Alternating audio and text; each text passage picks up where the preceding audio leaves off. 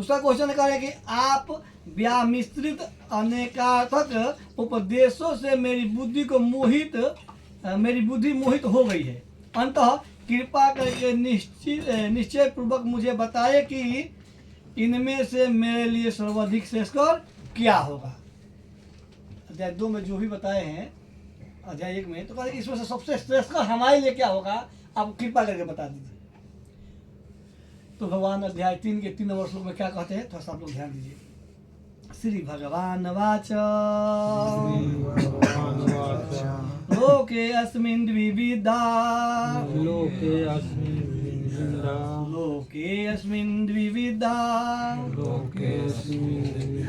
निष्ठा पुरा प्रोक्तो मया नघ निष्ठा पुरा प्रोक्ता मया नघ ज्ञान योगेन संख्यानाम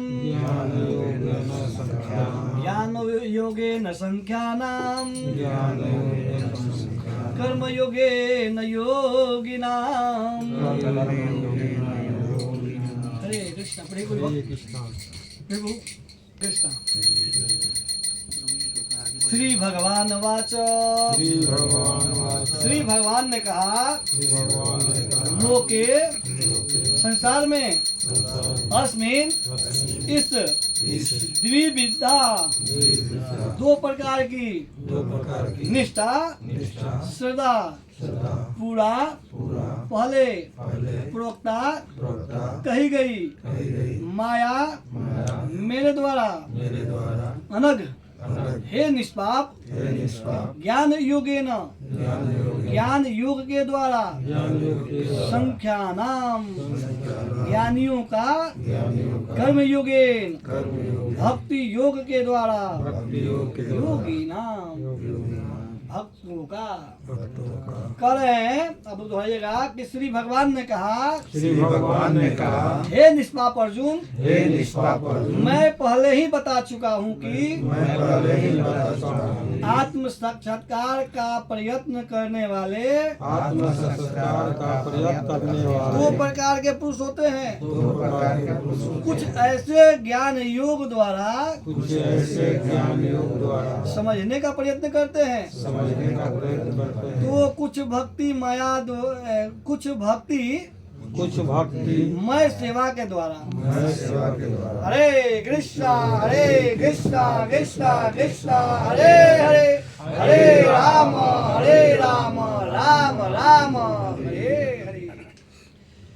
तात्पर्य शिला प्रभुपाद की जय। जय शिला प्रभुपाद कह रहे हैं कि द्वितीय अध्याय के 39वें श्लोक में भगवान ने 2 प्रकार के पद्धतियों का उल्लेख किया है।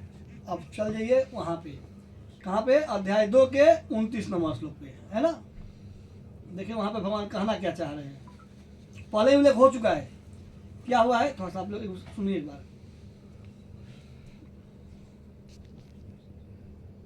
29 नंबर है ना, 39वें ना, 39 की 29 होगा ना, 39वें बता रहे हैं। 39 कि मैंने यहाँ वैश्विक अध्ययन सांख्य द्वारा इस ज्ञान का वर्णन किया है।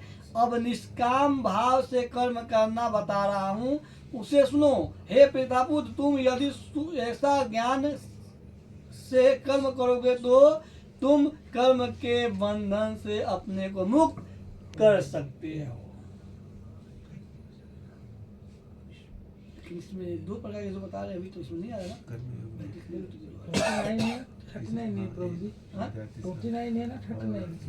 वैदिक कोश और निरुक्ति के अनुसार सांख्य का अर्थ है विस्तार से वस्तुओं का वर्णन करने वाला, तथा सांख्य उस दर्शन के लिए प्रयुक्त मिलता है जो आत्मा की वास्तविक प्रकृति का वर्णन करता है। और योग का अर्थ इंद्रियों का निग्रह। अर्जुन का युद्ध न करने का प्रस्ताव इंद्रिय तृप्ति पर आधारित है। वह अपने प्रधान कर्तव्य को भूलकर युद्ध से दूर रहना चाहता है, क्योंकि उसने सोचा था कि धृतराष्ट्र के पुत्रों अर्थात अपने बंधु बांधवों को परास्त करके राज्य भोग करने की अपेक्षा अपने संबंधियों का स्वजनों को न मारकर वह अधिक सुखी रहेगा। इन दोनों ही प्रकार से मूल सिद्धांत के दिन तृप्ति तथा उसमें जीतने से प्राप्त होने वाला सुख तथा स्वजनों को जीवित देखने का सुख, ये दोनों इन तृप्ति के धरातल पर एक है, क्योंकि इससे बुद्धि तथा कर्तव्य दोनों का अंत हो जाता है। अतः कृष्ण ने अर्जुन को बताना कहा कि वह अपने पितामह के शरीर का वध करके उनके आत्मा को नहीं मारेगा। उन्हें यह बताया कि उनके सहित सारे जीव शाश्वत प्राणी हैं। वे भूतकाल में प्राणी थे, वर्तमान में भी प्राणी रूप में हैं और भविष्य में भी प्राणी बने रहेंगे, क्योंकि हम सब शाश्वत आत्मा है। हम विभिन्न प्रकार से केवल अपना शरीर, परिधान, वस्त्र बदलते रहते हैं और इस भौतिक वस्त्र के बंधन से मुक्ति के बाद भी हमारी पृथक सदा बनी रहती है। भगवान कृष्ण द्वारा आत्मा तथा शरीर का अत्यंत विशद अध्ययन प्रस्तुत किया गया है और निरुक्ति कोश की शब्दावली में इस विशद अध्ययन को यहाँ संख्य कहा गया है। इस संख्य का नास्तिक कपिल के सांख्य दर्शन से कोई सरोकार नहीं है। इस नास्तिक कपिल के सांख्य दर्शन से बहुत पहले भगवान कृष्ण के अवतार भगवान कपिल ने अपने माता देवहूति के समक्ष श्रीमद् भागवत में वास्तविक सांख्य दर्शन पर प्रवचन किया था। उन्होंने स्पष्ट बताया कि पुरुष या परमेश्वर कृष्ण क्रियाशील है और वे प्रकृति पर दृष्टिपात करके सृष्टि की उत्पत्ति करते हैं। इन वेदों ने तथा गीता ने स्वीकार किया है। वेदों में वर्णन मिलता है कि भगवान ने प्रकृति पर दृष्टिपात किया और उसमें आणविक जीवात्माएं प्रविष्ट कर दी। ये सारे जीव भौतिक जगत में इंद्र तृप्ति के लिए कर्म करते रहते हैं और माया के वशीभूत होकर अपने को भोक्ता मानते हैं। इस मानसिक की चरम सीमा भगवान के साथ सायुज्य प्राप्त करना है। यह माया अथवा इंद्र तृप्ति जन्य मोह का अंतिम पास है और अनेक जन्मों तक इस इंद्र तृप्ति करते हुए कोई महात्मा भगवान कृष्ण यानी वासुदेव के शहर में जाता है, जिससे परम सत्य की खोज पूरी होती है। कुछ और बता रहे, तो आगे हम लोग चलेंगे, ठीक है ना? इसमें हम लोग कुछ मिले, कुछ ऐसे चालू कर दी ना। कि अध्याय द्वितीय अध्याय के 39वें श्लोक में भगवान ने 2 प्रकार के पद्धतियों का उल्लेख किया है। एक तो सांख्य योग तथा कर्म योग, है ना प्रभु? ठीक है। और यहाँ तीसरा बुद्धि योग, यही कर्म योग बुद्धि योग में ऐसी किया जाएगा। और कह रहे हैं कि इस श्लोक में इनकी और अधिक स्पष्ट विवेचना की गई है। इस श्लोक में सांख्य योग अथवा आत्मा तथा पदार्थ की प्रकृति का वैश्लेषिक अध्ययन उन लोगों के लिए है जो व्यवहारिक ज्ञान तथा दर्शन द्वारा वस्तुओं का चिंतन एवं मनन करना चाहते हैं, व्यवहारिक ज्ञान के द्वारा, ठीक है ना। दूसरे प्रकार के लोग कृष्ण भावनामृत में कार्य करते हैं, जैसे कि द्वितीय अध्याय के 61वें श्लोक में बताया गया है। 39वें श्लोक में भी भगवान ने बताया है कि बुद्धि योग या कृष्ण भावनामृत के सिद्धांतों पर चलते हुए मनुष्य कर्म के बंधनों से छूट सकता है तथा इस पद्धति में कोई दोष नहीं है। 61वें श्लोक में इसी सिद्धांत को और अधिक स्पष्ट किया गया है कि बुद्धि योग पूर्णतया पर ब्रह्मा विशेषतया कृष्ण पर आश्रित है और इस प्रकार से समस्त इंद्रियों को सरलता से वश में किया जा सकता है। अतः दोनों प्रकार के योग धर्म तथा दर्शन के रूप में अन्योन्याश्रित है।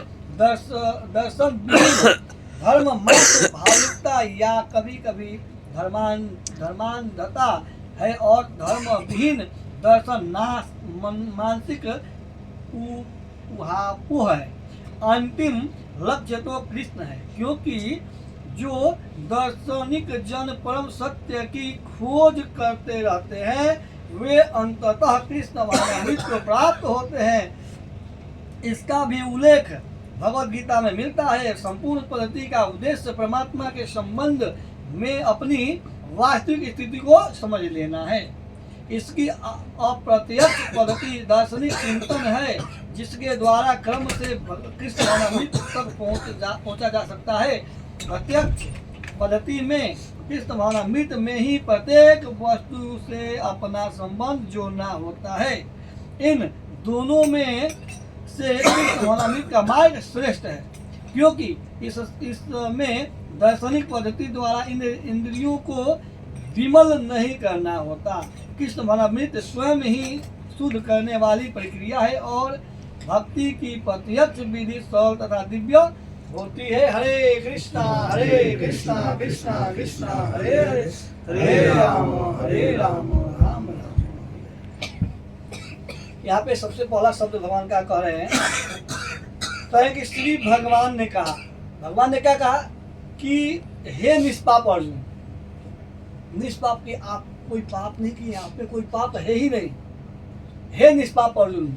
अब हमारी बात को सुनो, कह रहे हैं कि मैं पहले ही बता चुका हूं कि आत्म संस्कार का प्रयत्न करने वाले दो प्रकार के होते हैं जो आत्म संस्कार करते हैं। एक तो कृष्ण भावना भावित होकर करना चाहते हैं और एक अपने सामाजिक स्तर पे करना चाहते हैं आत्म संस्कार। जैसे सामाजिक स्तर पे कैसे होगा, जैसे हम लोग कृष्ण भावना भावित होने से पहले क्या जानते थे, मंदिर जाएंगे, अगरबत्ती जलाएंगे, धूप दिखाएंगे, लड्डू चढ़ा देंगे, हमारा है ना।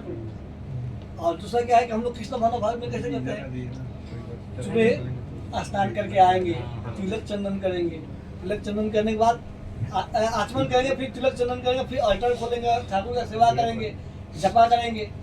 तो हम लोग भगवान के नाम के जरिए हम लोग कृष्ण भावना भावित होना चाहते हैं। हरे कृष्णा कृष्णा कृष्णा हरे हरे, हरे राम राम राम हरे हरे। तो हम लोग इसके द्वारा होना चाहते हैं आत्म साक्षात्कार।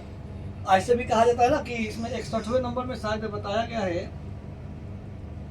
या निशा सर्वभूता नाम है कि अध्याय 2 के 61 नंबर में कि जो इंद्रियों को पूर्णतया वश में रखते हुए इंद्र संयम करता है, वह अपनी चेतना को मुझ में स्थिर कर देता है, ठीक है ना, वह मनुष्य स्थिर बुद्धि कहलाता है। 61 नंबर में भगवान बता रहे हैं। इसमें जहाँ तक कृष्ण भावना भावित होने का संबंध बता रहे हैं, इसी में 69 में या निशा सर्वभूतानां तस्य जागृति संयमी यस्याम जागृति भूतानि सा निशा पश्यतो मुनः। कह रहे हैं कि जो कृष्ण भावना भावित जो होते हैं, जो आत्म साक्षात्कार के जो तौर पे हैं, जो करना एकदम चाह रहे हैं, जो कृष्ण भावना भावित हैं, क्या करते हैं कि जो सबके लिए रात्रि है वह आत्म संयमी को जगने का समय है, और जो समस्त जीवों का जगने का समय है वह आत्मनिरीक्षक मुनि के लिए रात्रि है। तो कृष्ण भावना भावित तो होंगे तो आत्म साक्षात्कार का जो है पद्धति में एक ये है और एक सामाजिक तौर पे जो है वो है। यहाँ पे स्पष्ट हमने पंपा जी बता रहे अपने परपट में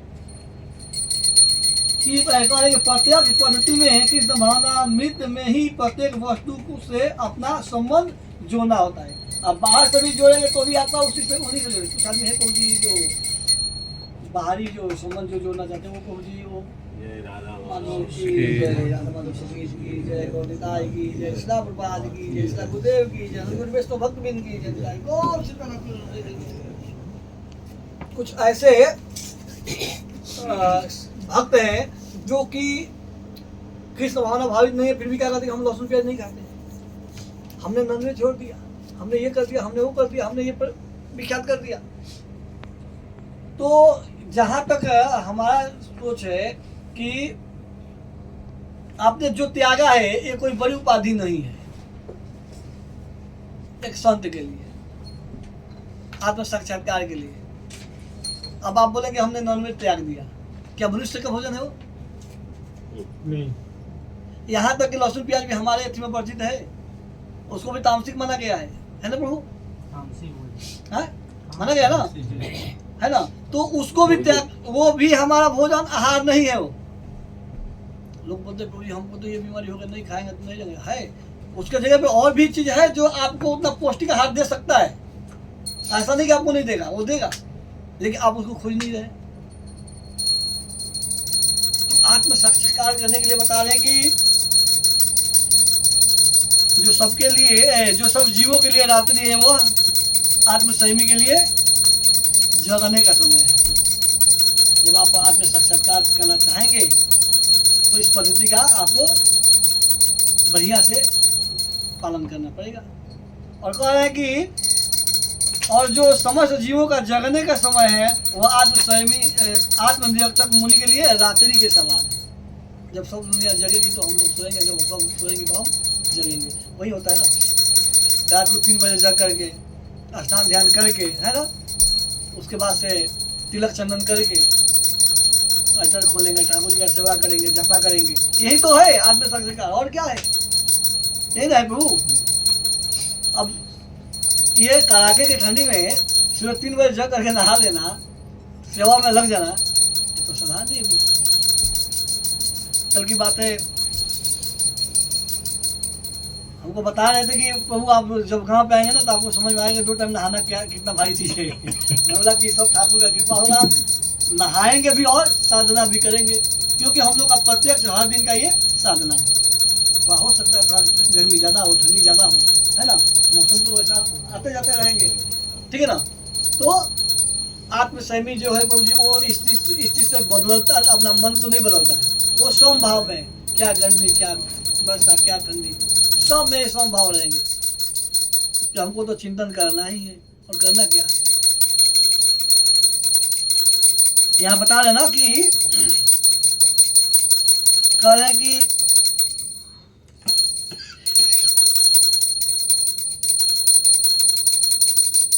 कहें कि बुद्धि योग पूर्णतया पर ब्रह्मा विशेषतया कृष्ण पर आश्रित है। जो बुद्धि योग वाले हैं, पर ब्रह्म जो है वो कृष्ण पर ही आश्रित है, और इस प्रकार से समस्त इंद्रियों को सरलता से वश में किया जा सकता है। जो कृष्ण भावना भावित है वो समस्त माने कि इंद्रियों को कंट्रोल कर सकता है, और उसमें से एक पर भी अगर आप कंट्रोल नहीं कर पाए तो आपको भक्ति में आप गिर सकते हैं। पूर्ण नारियल का कर लीजिए आप लोग, ठीक है ना, तो समय का कमी होगा सामने, बस में है ना। तो आप अपने इंद्रियों को कंट्रोल कब कर पाएंगे? जब कृष्ण भावना भावित हो गए, पूर्णतया कृष्ण भावना भावित हो गए। बाहर से भी प्रभु भक्त है जो अपने इंद्रियों को कंट्रोल कर पाते हैं, लेकिन सारी इंद्रियों पे कंट्रोल नहीं कर पाते हैं, कहीं ना कहीं से उनको चूक हो जाता है। लेकिन जो कृष्ण भावना भावित है उनको शुरू से इंद्रियों पर कंट्रोल करने का बताया जाता है विधि, कि आप कैसे कर सकते हैं। दूसरा अध्याय में बताया गया है महाराज अमरीश के बारे में, कि उन्होंने अपने इंद्रियों पर कंट्रोल किए थे। आँख से भगवान का दर्शन करना है, नाक से भगवान का चाहे वह फूल सूंघना है ना प्रभु, मुख से भगवान का चाहे भगवान का जो उशिष्ट जो प्रसाद है वो लेना है, जीवा से स्वाद लेना है, मुख से कीर्तन करना है, हरे कृष्णा कृष्ण कृष्ण हरे हरे, हरे राम राम राम हरे हरे। महाराज अमरीश का एक दिन हम कथा बता रहे थे कि एक देखिए ना हथौड़ी जैसा होएगा, महिला नहीं है माने कि जिनकी शादी नहीं हुई है उनको क्या बोलेंगे, एक स्त्री को समझ लीजिए कि अमरीश महाराज के पास लेटर लिखी कि प्रभु आपसे मैं शादी करना चाहता हूँ, पहले मैं बता चुका हूँ। तो वो उसमें उत्तर में लिखे कि हम तो ऑलरेडी इतना शादी कर चुके हैं, अब हम शादी क्या करेंगे, आपकी इच्छा क्या है? वो माता जी बोली कि हमारा यही इच्छा है कि हम शादी करके आपका सेवा करना चाहते हैं, हम सेवा करना चाह रहे हैं, शादी इसलिए करेंगे कि आपका सेवा करना चाह रहे हैं। बोले कि ऑलरेडी हमारे पास इतनी पत्नी है सेवा करने के लिए। तो फिर वो माता जी क्या बोली है कि नहीं, हम शादी इसी तौर पे करना चाहते हैं, हम आपके सेवा करें और आपके ठाकुर का भी सेवा करें, हमको दोनों का आदमी का सेवा मिल जाएगा। लेकिन जो उनकी जो पत्नी लोग थी वो लोग सेवा नहीं करती थी बराबर। तो महाराज अमरीश शादी किए, तो शादी के तो प्रस्ताव यही था कि हम ठाकुर का भी सेवा करेंगे और आपका भी सेवा करेंगे। तो माता जी के लिए बढ़िया मंदिर बन गया, दोनों टाइम सेवा करेंगे। जब माता जी सेवा चालू की तो अमरीश महाराज कहीं भी रहते थे अपने महल में, तो सेवा जब टाइम होता तो भाग करके आते थे जो नए शादी किए थे उनके पास, कि ठाकुर का सेवा कहीं छूट ना जाए। वो यहाँ तक वर्णन है कि वो अपने हाथ से मंदिर में मार्जन करते थे, पूछा लगाते थे अपने हाथ से, तो जब भी सेवा का टाइम होता तो अमरीश महाराज पहुंच जाते थे। पूरे पत्नियों को पता चला कि महाराज जाते कहाँ है सेवा का टाइम।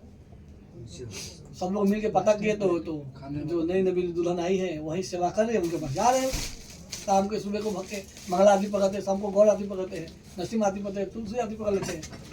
तो लोग सोचा कि ये नई नवीन दुल्हन आई है और सेवा करके हमारे पति को हमसे छीन ले रही, क्यों नहीं हम लोग सेवा करें, है ना। तो वो लोग भी महाराज से प्रस्ताव रखे कि महाराज हम लोग भी सेवा करना चाहते हैं। देखिए देखा देखी पूर्ण और देखा देखी पाप। वो लोग देख रहे हैं कि एक नई नवीन दुल्हन आई है और वो कंटिन्यू सेवा कर रही है और प्रभु जो है दौड़ के जा रहे हैं उनके सेवा में, कहीं छूट न जाए। उन लोगों ने सब लोग मिलकर प्रस्ताव किया हम लोग भी सेवा करेंगे और एक जगह नहीं करेंगे, अलग अलग करेंगे। अच्छा, महाराज बोले कि ठीक बात है, लेकिन हम किसके पास जा पाएंगे, है ना। तो उसमें उन लोग कंसल्ट किए कि हम लोग को ये अल्टर लगा दीजिए, मंदिर बना दीजिए, हम लोग सेवा करेंगे, आप कम से कम हम लोग के पास भी तो दौड़ के आएंगे ना। तो दूसरी जो माता जी लोग थी वो लोग मंदिर का तैयारी किया। तो जब ये लोग सेवा करती थी तो अमरीश महाराज दौड़ करके जाते थे, सबके पास जा करके वहाँ पे सेवा में वहाँ मंदिर का मार्जन करते थे, वहाँ से प्रसादम लेकर के फिर आते थे, सबके पास जाना चालू किए। तो देखिए एक स्त्री पूरा घर को सही बना दी ना, मात्र देखिए स्त्री, जबकि उसके पहले कोई मंदिर का ऐसे नहीं करते थे, कोई सफाई नहीं था। लेकिन एक स्त्री जो आई जो सबको सेवा करने को सिखा दी कि सेवा कैसे किया जाता है। अल्लाह क्या था कि हमारे पति हमारे पास दौड़ के आ जाएंगे, सेवा करेंगे तो ठाकुर का सेवा करेंगे तो दौड़ के आएंगे हमारे पास, क्योंकि पहले जा रहे हैं और हम लोग नहीं करे तो हम लोग पास नहीं पहुंच रहे हैं। तो सब लोगों ने सेवा चालू किया और अमरीश महाराज भाग के जाते थे सेवा में कि कम से कम और कुछ तो आरती मिल जाए, है ना, इसके लिए भाग के जाते थे। तो कहने का मतलब है कि हम लोग जो सेवा कर रहे हैं, सेवा में मंदिर अगर जाना है तो समझ नहीं दे रहे थे वो अभी 10 मिनट बाकी है, नहीं भाग के आना चाहिए। क्यों? क्योंकि आप आएंगे तो आपको वो चीज मिलेगा जो सबको नहीं मिला होगा। और बताइए जो महाराजा है उन्होंने मंदिर का मार्जन करते थे, पोछा लगाते थे, ऐसा वर्णन है। तो उन्होंने अपने 5 इंद्रियों को कंट्रोल किया था, 5 इंद्रिया 5 ज्ञान इंद्रियों को उन्होंने कंट्रोल करके रखा था कि हमको ये सब ठाकुर के ही सेवा में लगाना है। और उन्होंने जब कंट्रोल किया तो भगवान अपने सुदर्शन को आदेश दे दिए कि जाओ भक्त पे कोई हाथ नहीं आना चाहिए, जो सेवा कर रहे हैं उनको सेवा में एक्टिव रहो। तो उन्होंने क्या किया कि वो सुदर्शन को उठा करके मंदिर में बैठा दिए कि प्रभु आप यहीं पे रहिए, आपका सेवा होगा, आपको एक सेवा मत करिए, आपका सेवा हम करेंगे सब मिलके। ऑलरेडी ऑटो रिमोट पे करके रखे थे प्रभु कि भक्त का अनिष्ट होने से पहले आपको ये कदम उठा लेना है। तो जो कृष्ण भावनाभावित होते प्रभु उनके ऊपर परमात्मा का विशेष कृपा होता है। एक बार की बात है प्रभु, थोड़ा समय तो मैं बताता हूँ कि एक भक्त किसी प्रभु जी के पास गए तो प्रभु जी से मिले, प्रभु जी से बात करने लगे तो प्रभु जी बोले कि माला लो, माला जपो। बोले ठीक है, उन्होंने माला जपने लगा। बोले कि प्रभु परमात्मा से मिलन कब हुआ? बोले कि टाइम लगेगा, साक्षात्कार करो, जिसे यहाँ साक्षात्कार का बात है ना, ऐसे टाइम लगेगा। तो बोले कि टाइम फिर भी, बोले जाओ 3 लाख माला का जाप करके आओ, फिर आपको हो सकता है परमात्मा का दर्शन हो जाए। बेचारे गए 3 लाख माला का जाप करके फिर वापस आए। गुरुवर हमने तो इतना माला कर लिया प्रभु, दर्शन तो नहीं हुआ। फिर नहीं आपके माला में चूक हुआ होगा, फिर 3 लाख माला का जाप करके आओ। फिर कम टाइम में उन्होंने जाप करके आया, बोला कि गुरुवर हमने फिर जापा कर लिया उतना। बोले नहीं फिर एक बार जाओ। तीसरी बार जब 3 लाख जब माला का जाप करके जब आए तो बोले नहीं एक बार और जाइए और फिर जाप करके आइए। बोले कि महाराज भूखे भजन न हुई है गोपाला, आइए हम पकड़िए अपना कंठी माला, अब हमारे बस का नहीं है, क्योंकि हमने 3 बार 4 बार माला ऑटोमेटिक कर चुका है इतना, और ठाकुर का दर्शन नहीं हो पाता है। और वो भक्त तिलमिला करके और आश्रम छोड़ के चल दिए। रास्ते में जब गए तो एक अघोरी अपने साधना में थे, तो बड़ी अघोरी लोग, अभी अघोरी लोग कहीं जलवा चल रहा है प्रयागराज में, तो बहुत उनका जलवा सुन रहे थे। तो जा करके गो हाथ गिर करके किसी तरह मनाए, बोले कि हमको अपने शिष्य बना लीजिए। बोले बस हम तो चेला खोज ही रहे थे, कोई ऐसा आता नहीं, आप चल के आए हैं तो बन जाइए। उन्होंने मंत्र दिया और बोले कि आप साक्षात्कार करो। तो देखिए जो ओरिजिनल जो चीज है ना वो आपको जल्दी पकड़ में नहीं आएगा, और जो थोड़ा सा इधर होगा आप झट पकड़ लेंगे। तो उन्होंने मंत्र सिद्ध भी कर लिए, मंत्र सिद्ध किए, लेकिन जो उनका जो अधिष्ठाता जो थे, जो भी भूत प्रेत बैताल जो भी आप समझ जाइए, तो वो साक्षात्कार करते थे, उनके सामने नहीं आते थे। बोले वो अघोरी कि एक काम करो, मैं इसको सिद्ध करता हूँ, मैं सामने बुलाता हूँ, पूछता हूँ कि आप मेरे सामने आ रहे हो, इसके सामने क्यों नहीं आ रहे हो। वो अघोरी ने मंत्र सिद्ध करके बुलाया तो आ गए सामने। बोले कि आदेश करिए। बोले कि आदेश क्या करूं, मेरा शिष्य है और ये कितना बार प्रयास कर चुका, आप इसके सामने क्यों नहीं जाती हो, जाना चाहिए ना। वो कह रही है कि मैं तो जाना चाहती हूँ, ये जो आपका शिष्य इसके समक्ष जाना चाहती हूँ और इसका हुक्म मैं मानूं, लेकिन कारण क्या है कि मैं जब जाना चाहती हूँ तो इसके पीछे में कोई चक्र है जो घूम रहा है, उसका तेज हमको भस्म कर देगा। इसकी वजह से मैं पहुंचना नहीं चाह रही हूँ वहां पे। मेरा मन कह रहा है कि मैं आपके जो शिष्य है उसका कहना मान जाऊं, उसका सेवा करूं, लेकिन इसके पीछे में कोई चक्र है जो घूम रहा है, उसका ताप जो है वो हमारे बर्दाश्त सहन से बाहर का हो रहा है, सहन नहीं हो पा रहा है, इसलिए मैं उसके समक्ष नहीं जा रही। बोले भाई पहले से कोई चीज लेकर के रखे हो क्या। बोले पहले से कुछ लेकर के रखे हो। बोले कि नहीं ऐसा तो कुछ नहीं है। फिर उनके दिमाग में आया कि बाप रे बाप, हम तो प्रभु जी के पास गए थे, हरे कृष्णा कृष्णा कृष्णा हरे हरे, हरे राम राम राम हरे हरे। जो भी उनका कंठी माला जो भी था वो घोड़ी के पास रखे, और फिर उल्टे पांव भाग के गए कहा अपने गुरु जी के पास, जा करके चरण पकड़ लिए। तो हमने तो गलती कर दिया, भाग के गए कि थोड़ा जल्दी कम समय में मंत्र सिद्ध कर लेंगे, कुछ मिल जाएगा, लेकिन आपने क्या पीछे लगा दिया कि उसको भी सामने नहीं आने दे रहे हैं। बोले कि हमने नहीं लगाया, ये हमारे ठाकुर का कृपा है कि अपने सुदर्शन को ऑटो रिमोट पे करके रखे हैं कि जब भी भक्त का अनिष्ट हो तब आप वहां पे ऑलरेडी तैयार रहो। तो जो गलत चीज है उसको आपके समक्ष नहीं आने दे रहे हैं। वही कौन, सुदर्शन जो आपके पीछे वो है। यही सुदर्शन महाराज दुर्वासा को पीठ को पूरा जला दिए, पूरा अपने ताप से। क्यों, वो भाग रहे थे और पीछे से ये चहट रहे थे। फेस तो जलना चाहिए ना, फेस नहीं जला, बैक साइड का पीठ जला था पूरा, क्योंकि वो भाग रहे थे और सुदर्शन चहट रहे थे। भाग क्यों रहे थे? द्वादशी के पारण में हाँ। क्या हुआ था ना, द्वादशी के पारण में कम समय था और महाराज अमरीश, एक बात और सुन लीजिए, महाराज अमरीश जो थे 24 जो एकादशी सब एकादशी निर्जला करते थे। एक दिन आगे थे, जैसे कल है एकादशी तो आज से निर्जला चालू करेंगे, एक दिन बाद तक करेंगे, 3 दिन लगता है, 3 दिन लगातार वो निर्जला करते थे। और समय हो गया था द्वादशी का पारण का, और महाराज ये आए ऋषि दुर्वासा और 60,000 शिष्यों के साथ आए थे, एक दो का नहीं 60,000 शिष्यों के साथ। बोलता मैंने स्नान करके, हम स्नान करके आते हैं तो आप थोड़ा व्यवस्था कर दीजिए। पारण तो कुछ शिष्य स्नान करने के लिए गए, कुछ बच गए, तो उनमें से उन्होंने बोला कि द्वादशी का पारण कर लीजिए महाराज, ये जो मुहूर्त है ये दोबारा नहीं आएगा। आप लोग भी थोड़ा ध्यान दीजिएगा, जो एकादशी करते हैं तो द्वादशी का टाइम पे पारण करें, क्योंकि पिछला बार हम लोग 4 ही मिनट मिला था, 3 मिनट 3 मिनट है ना। तो क्या बोल रहे हैं कि आप पारण कर लिए। बोले नहीं, हमारे दरवाजा पे दुर्वासा ऋषि जैसे महात्मा आए हैं और मैं कर लूं। बोले नहीं, आप तुलसी गंगा जल थोड़ा सा ले लीजिए, जल ऐसा है कि ना अन्न में आता है ना प्रॉपर जल में आता है, आपका व्रत भी टूट जाएगा और बात भी हो जाएगा।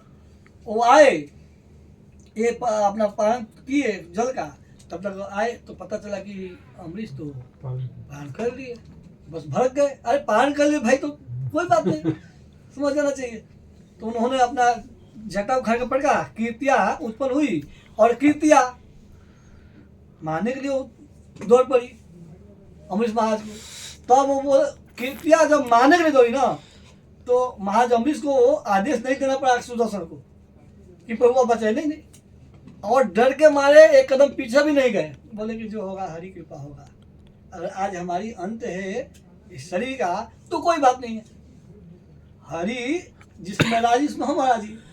कृतिया को पास आते ही सुदर्शन ऑटोमेटिक उनको वहीं पे मार दिया, तुरंत के तुरंत। और जो कृतिया को पकड़ लिए थे उनको चेहट दिया कि अब चलिए, अब कहाँ तक चलेंगे आप। तो उनको अपना इन तीनों लोक में लेके गए थे, इंद्र लोक में लेके गए थे, ब्रह्म लोक में लेके गए, ऐसे पूरा घुमा करके लास्ट में भगवान विष्णु के पास पहुंचे थे कि प्रभु आपका ये है, आप ही इसको रोक सकते हैं। तो क्या बोले कि नहीं नहीं नहीं, सुदर्शन हमारा है, हम उसको कहेंगे तो मान भी जाएंगे, लेकिन आपने हमारा अपराध नहीं किया है, हमारे भक्तों का अपराध किया है। जब भक्त का अपराध किया है तो उसको भक्त के ही पास जाना पड़ेगा। तो महाराज दुर्वासा वहां से भाग करके आए और जा करके सीधा महाराज अम्बरीश का पैर पकड़ना चाहे, तो महाराज अम्बरीश उठा ली, बोले गुरुवर आप हमारा कुल गुरु है, आप हमारा गुरु है और आप हमारा पैर पकड़ेंगे, सीधा गले लगा लिए। तो भक्त का स्वभाव ऐसा होता है प्रभु। भगवान कहते हैं ना कि निर्मल मन जन सो मोहि पावा, मोहि कपट छल छिद्र न भावा। जिस भक्त के अंदर कपट हो, छल हो, उसको प्रभु परमात्मा कभी पसंद नहीं करते हैं। तो वो भक्त जो बता रहे थे, फिर गुरु महाराज जी उनको दिए कि अपना कंठी माला जो रख के गए थे उठाओ, और हरे कृष्णा कृष्णा कृष्णा हरे हरे, हरे राम राम राम हरे हरे। अब साक्षात्कार करने का जरूरत नहीं है, अब कंटिन्यू आप नाम जाप करते रहो, एक ना एक दिन परमात्मा आपके बात से खुद आपके समक्ष आ जाएंगे। ठीक है प्रभु, तो वाणी को बयान दें कि वो समय ज्यादा हो गया। हरे कृष्णा।